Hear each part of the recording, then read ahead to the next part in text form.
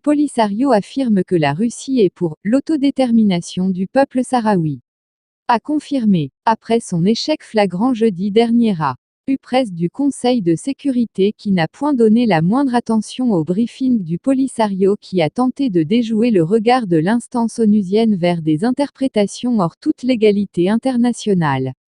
Le Polisario donc se cherche une issue qui puisse lui laver l'affront subi et a ainsi rapporté que la mission russe auprès des Nations Unies a révélé sur un tweet sur son compte officiel qu'.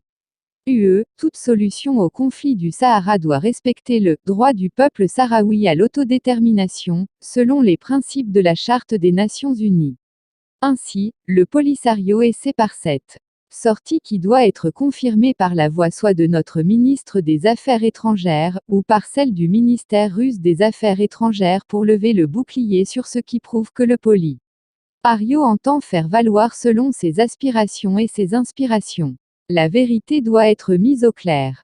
On le sait, le Polisario a vivement regretté et déploré tout en soulevant dans sa plaidoirie en Cr.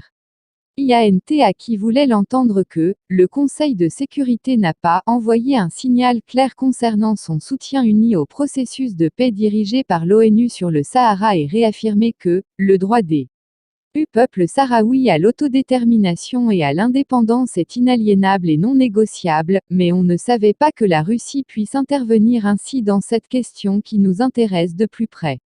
Est que le Maroc a gagné beaucoup de points lors de cette dernière assise du Conseil de sécurité qui lui a approuvé encore une fois de plus sa légitimité sur ces territoires de son Sahara marocain.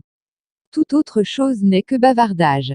Rappelons que la Russie en octobre 2019 avait exclu le Polisario de la rencontre de Sotchi du sommet Russie-Afrique et a toujours prôné la neutralité envers le Maroc, sans plus.